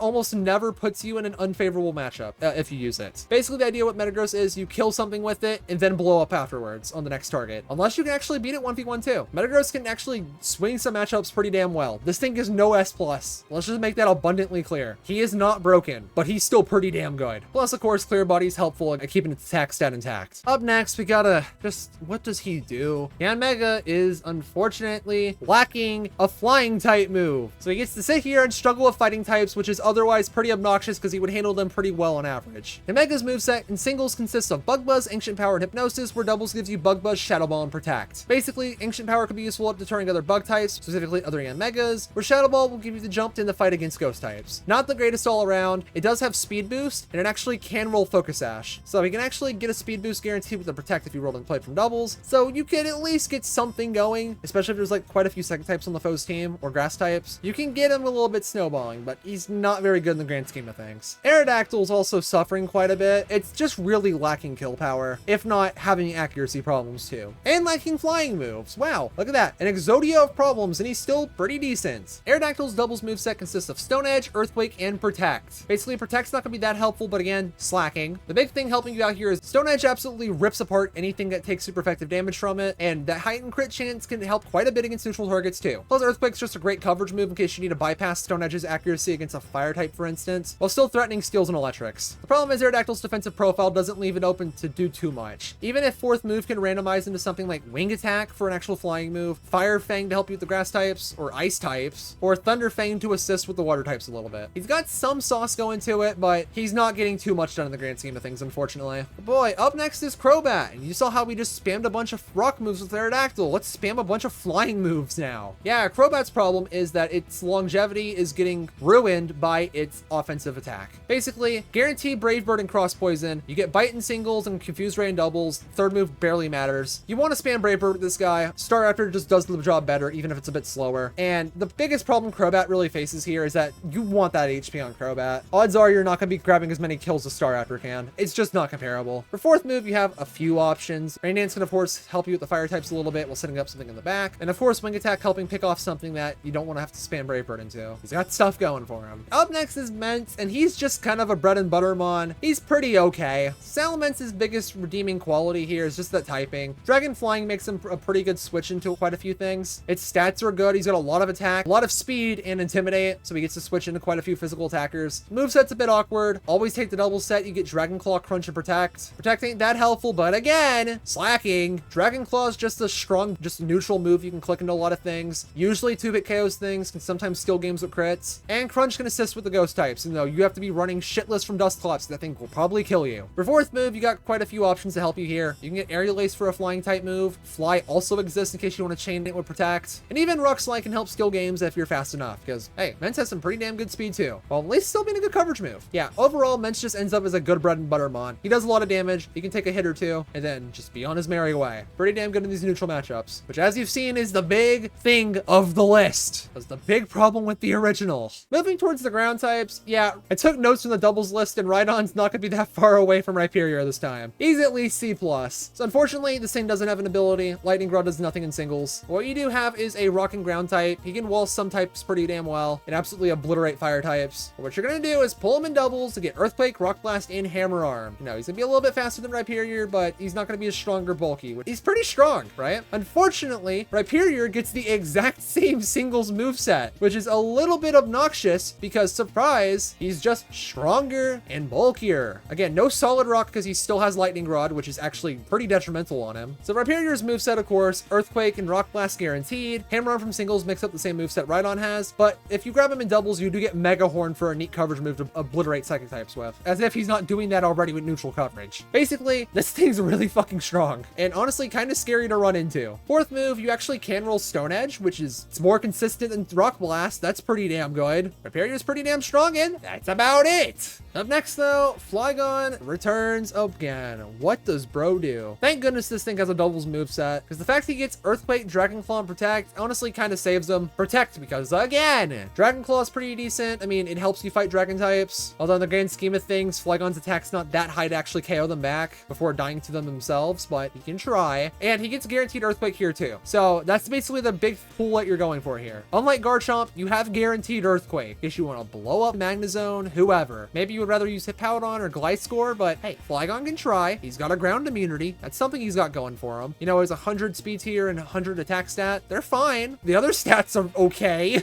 Definitely not desirable, but he can try. Which is the problem, because Garchomp at the end of the day is just going to do a lot more, assuming we get him at peak potential. Basically, here's what matters. 102 speed stat, so he's faster than Flygon. He's much stronger. What Garchomp gets to work with is, if we start in singles, we get Dragon Rush, Crunch, and Dragon Rage. Dragon Rage is still worthless. Crunch is an okay coverage move, and unfortunately, Dragon Rush is on both sets, so I mean, that's your Dragon move. It's going to obliterate anything it hits super effectively, let's be real, unless I have a Habanberry. But for your double set, you got Dragon Rush, Fire Fang, unfortunately, and Protect. Fire Fang can at least be some assistance against like grass types, moves. Also Protect. Again, the thing that makes Garchomp actually worth using though is if you roll 4th move Earthquake, he is the best ground type you will pull in singles, bar none. He is so much stronger than the others, he's faster than the others, and his typing is better than all of them, and debatably Swampert too. He is incredibly fucked up. It's an electric immunity you actually want to have on your team. He is fucking disgusting. Like, Garchomp is crazy good if you have Earthquake as your random move. Unfortunately, it's just so rare, it's hard to even justify him being this high. But if we're looking at him at full potential, it does exist guaranteed, because I have pulled him before. It's fair game, but you're gonna want that move, always. Up next is Gliscor, and yeah, also learning my lesson from the doubles list. Bro is, honestly, just kind of learning my lesson in general. This guy's actually kind of just disgusting. He's really strong and takes a lot of hits, and he's pretty fast too. You grab him in singles, Earthquake, Poison Jab, and Thunderfang. You know, that's okay. Poison Jab lets you hit grasses. Thunderfang lets you hit the other flying types pretty well. And Earthquake's your bread and butter stab move you're gonna sit there and spam the daylights out of. If you grab him in doubles though, Earthquake, Feint Attack, and Ice Fang. Feint Attack's not that good, but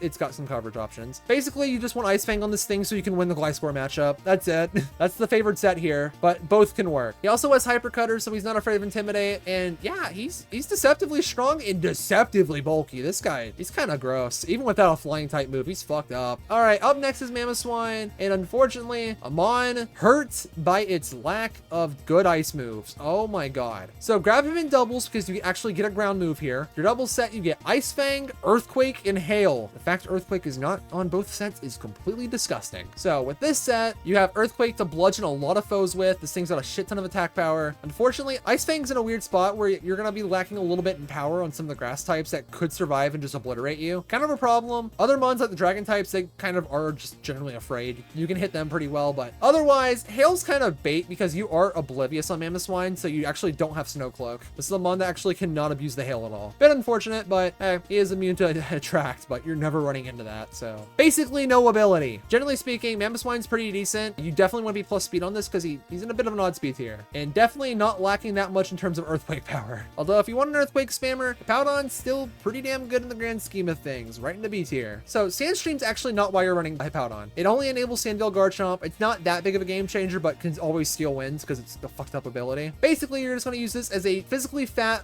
offensive Earthquake spammer. That is what Hippowdon's going to do. So if you grab him, you get Earthquake and Thunderfang guaranteed. Singles will give you Crunch, probably better to have, and then doubles gives you Yawn. Again, it's singles, so you can actually afford to run Yawn, but without Protector or some other healing, you're going to be struggling a bit to abuse it. Basically, Hippowdon just wants to come in and spam Earthquake. One of the things that helps quite a bit is actually the Sand Chip. So in some circumstances, you can use it to like stall with other mons. It just helps apply free chip damage to other foes. So if you have Sand Up, for instance, and can stall a turn before having like Alakazam on the field, even if it's plus special defense Tauros, after one hit of Sand Chip, it just guaranteed dies. So it's a bit of a damage fixer. Kind of awkward to like space out if you don't have Protect, but you can make it work all right. And in some cases, if you're knocked in like middling health on your starters and Swarm Havers, you can at least get those abilities active for even more damage to bludgeon foes with. Fortunately, giving rock types a special defense boost isn't exactly ideal, but for the most part, you should be able to still handle them. Hippowdon's pretty damn good. Although, up next, got Big Man Heracross, and of course, you know brother's going straight up into B tier. So, he's a fast-ish mon with a lot of attack. He does have Swarm, so he can actually power up his stab move a lot better. If you grab him in doubles, you get Mega Horn, Close Combat, and Protect. Protect because, again, Close Combat's obviously the best fighting type move you're going to get, although it does leave you prone to dying to other attacks. Doesn't matter. How is the foe going to kill you if they die faster? Unless they have a Chople Berry. And then, of course, Mega Horn. If you actually get knocked into Swarm, you can get some despicable damage out of Mega Horn for some neutral coverage. Like, you don't have Choice Band, sure, but you're going to get some shitload of damage out of this. Hindered a bit by its speed tier, but he's still fast enough to get the jump on a lot of normal type threats that you actually want to hit him with. So yeah, pretty decent. Scizor's next, and like, dude,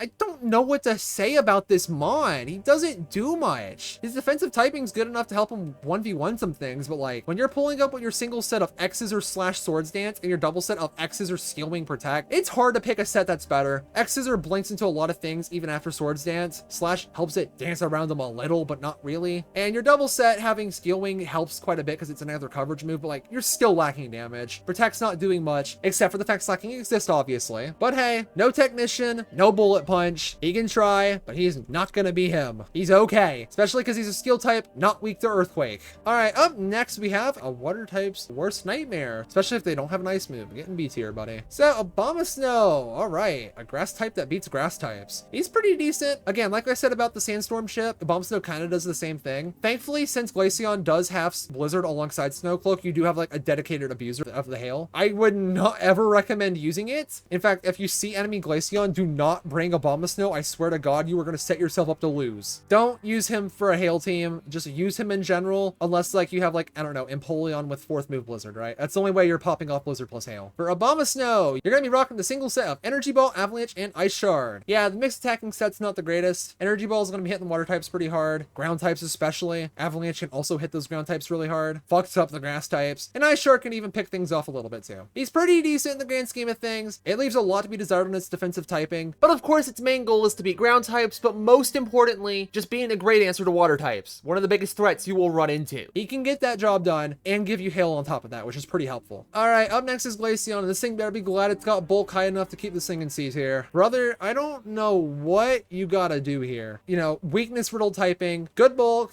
mediocre speed tier. If you grab him in doubles, you get Blizzard, Shadow Ball, and Hail. He can set his own hail if you want to use it. Don't recommend it that much, but I mean, it's gonna make Blizzard more accurate. You want to miss that? Good luck. You're basically using no mon. Shadow Ball's a decent coverage move, obviously. And Blizzard, well, if they're weak to Blizzard, they're probably dead. This mon's Blizzard's really fucking strong. 4th move's got a few useful options. Icy Wind can help if you need something a little bit more accurate than Blizzard. Otherwise, Ice Shark can of course pick off a Lofo. He can try, he can do some work. He's low-key him, but he's LARPing his Himothy, unfortunately. All right, up next, a supposed to be one-hit KO machine, but slacking in that regard, but he's kind of not that bad. I'm gonna keep it a stack with you. Magmortar, getting B, buddy. So Magmortar's thing is that you want to set up Sun with him and then just nuke things with Overheat. Basically, grab a single set, you have guaranteed Overheat, Sunny Day, and Confuse Ray. Unfortunately, there's no Solar Beam there. Makes things a little bit awkward, but as long as you're hitting neutral targets or weak targets, if you can get Sunny Day off and just spam Overheat, you can get some big fucking damage on the board. White Herb's in his item pool, so yeah, you can click Overheat more than once in a row at full damage, which if boosted by Sun is probably 2 KOs if you outrun both foes. Just uncontested. He's kind of gross in that regard, but lacks quite a lot defensively, which is what's basically holding him back.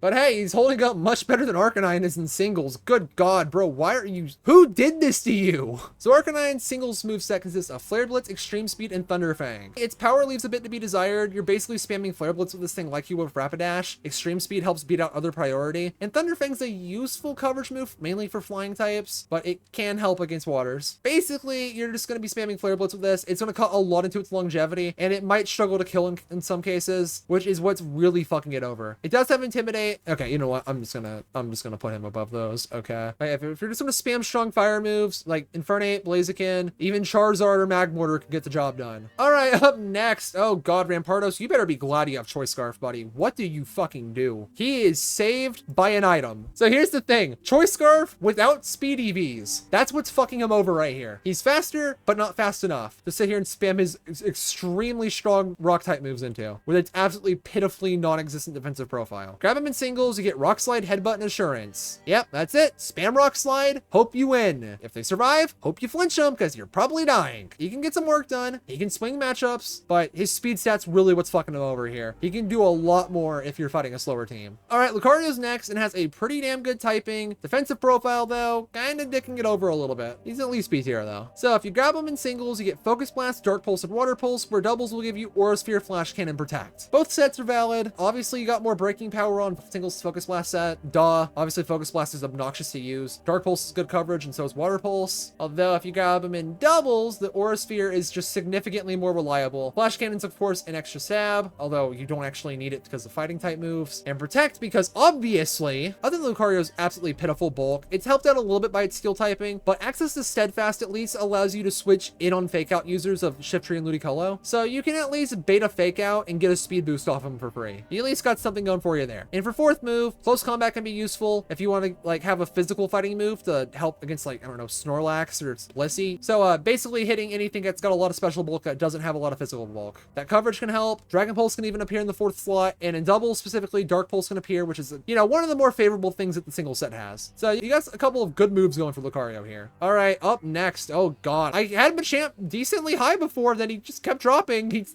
this fucking mon, dude. For your singles moveset, you get Submission, Stone Edge, and Foresight. Yeah, that's not the greatest. You have a coverage move with a pitiful fighting move. Whereas if you grab him in doubles, you get Cross Chop, Dynamic Punch, and Earthquake. So you have a good coverage move, a great fighting move, and a wasted move slot. Because you have Guts with no way to reliably get yourself in poison range. Thanks to a lack of no guard, both these moves movesets are kind of ass. The doubles moveset's better on average because you do have Crush Chop and Earthquake, whereas you really only have Stone Edge in singles, which is honestly just the better coverage move. Thankfully, Toxic Orb can appear as an item because you do have Guts, which will allow you to just get more damage. It helps. You have like no longevity at that point, but you can do damage. This month's just a nightmare. Don't use Machamp, please. Use a different fighting type. I promise they're all better. And finally, gamers, we only have the water types left. Congratulations. We have a bunch of goated mons, no exception. And up first, Starmie is suffering from the same problem Infernape has, and a couple of other mons that just want to spam coverage moves. All of those pesky fucking resist berries. He could be S tier if not for them being literally everywhere. So Starmie's singles moveset is completely stupid. You get Surf, you get Psychic, and Ice Beam. This moveset makes him a menace to fight because you have to have something for him, but like what the fuck do you do? Use a water type, that sounds cool. He can roll Thunderbolt in 4th move and now you don't have a water type anymore, which is what makes him pretty damn good. A water type that can beat water types if you roll 4th move Thunderbolt. Yeah, that's gross. Expert Belt's an item, by the way. That's actually fucking disgusting. More damage, who could say no? If they don't have a berry, Starmie's probably getting the KO. With plus speed, you outrun a lot of mons, and Expert Belt's still helping you close those KOs. But otherwise, the only downside of this mon, other than those berries just being everywhere, is just the ability. Illuminate, like, if you get paralyzed or something, not having natural cure is kind of lame. But hey, Starmie, disgusting. Always use the single set. It is just kind of fucked up. All right, up next, I don't really think Slowbro could probably be this high, but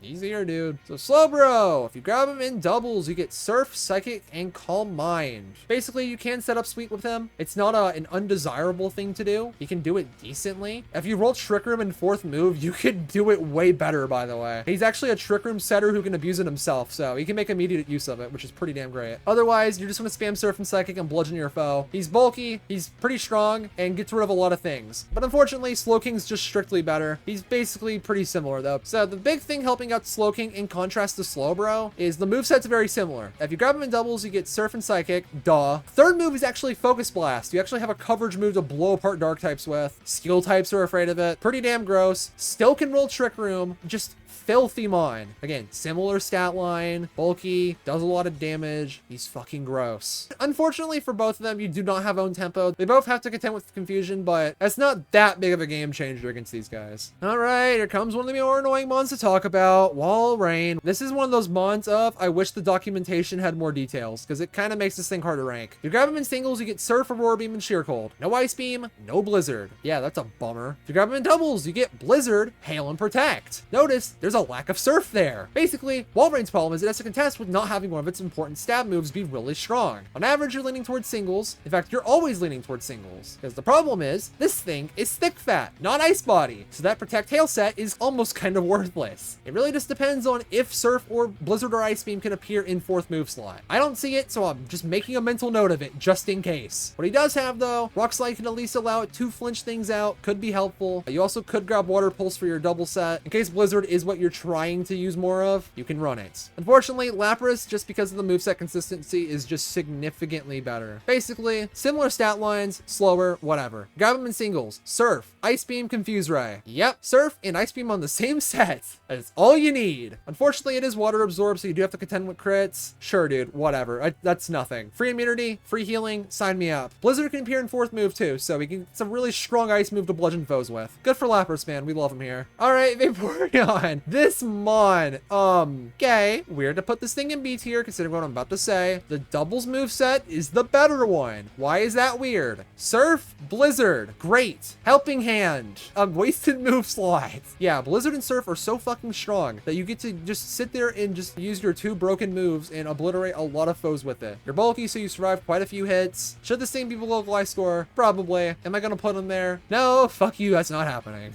All right, but who needs a bulky water? Well, we have yet another bulky water that gets to sit here and be an A tier. Oh, fun. Yeah, it turns out Melodic is just generally better than Vaporeon. Who would have seen that one coming? You grab it in doubles, you get the likes of Hydro Pump, Ice Beam, and Recover. You get healing on this thing, and it's pretty specially fucking bulky too. Hydro Pump gets to sting things way harder than Vaporeon could dream of. Ice Beam's not as hard hitting as Blizzard, but hey, guess what? Your 4th move slot, gamers, has Blizzard in it. No way. That's obscene, actually. So it gets gets to be better Vaporeon. That's all he gets to do. This thing's kind of fucking gross with a better stat line too. Also, mental note, if you grab him in singles, you do get to keep Ice Beam, but you do have Aqua Ring, which sucks, but you do have Surf in case you want something more consistent than Hydro Pump. There is an angle to at least keep that one in mind. All right, Floatzel is our next mon to talk about, and oh boy, once again, similar to Blastoise, saved by Tentacruel being the worst water type. Basically what Floatzel's gonna do, he's, you know, fast, strong guy, no defensive utility whatsoever. Singles will give you Aqua Jet, Crunch, and Ice Beam. Boosted special attack EVs are on this thing, so boosted Ice Beam, not Crunch or Aqua Jet, so it's just what the fuck.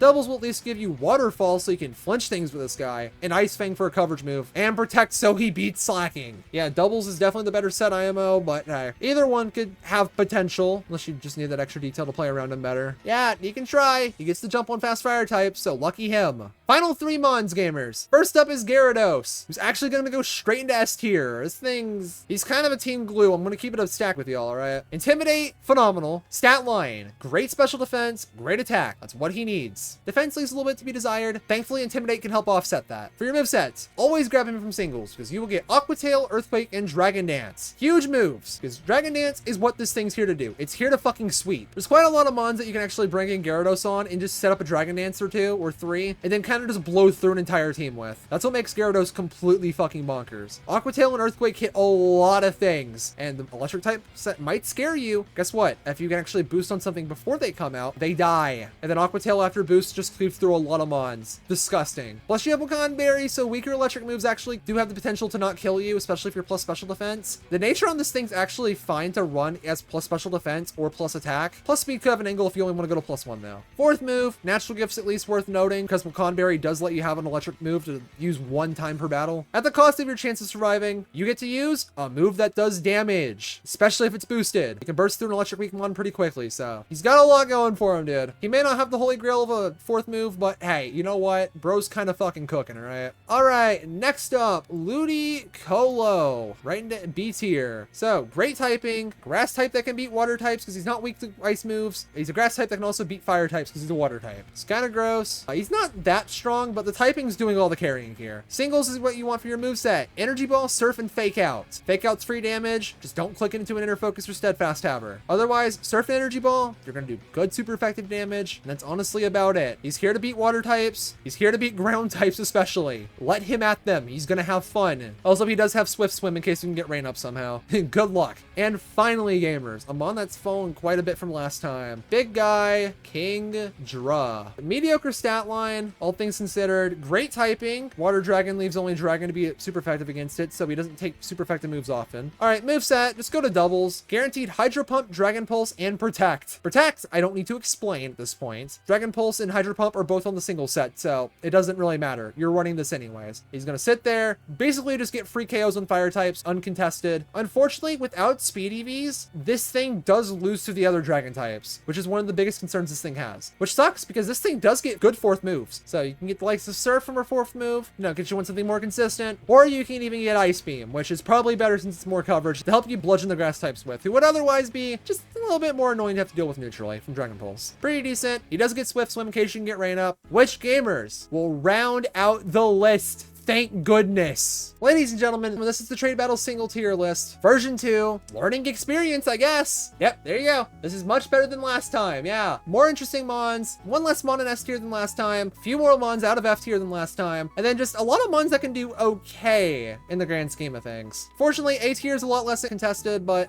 with all the type resist berries, it just makes using them a lot more difficult than it needs to be. Here is actually the list from the last time we did it. That video is definitely going to be unlisted after this because there's no reason to keep it up. The document, of course, with all the trainer data will be linked down below again. So hopefully you learned a thing or two. Maybe you didn't, who knows? Other than that, gamers, thank you for watching. All that matters is that you perform better in singles, knowing that, yeah, neutral matchups are probably what you want to plan for, rather than win this and then actually lose the game because you tried to play for type matchups. Unfortunately, that's just how it works sometimes. So ladies and gentlemen, thank you for watching, and until next time.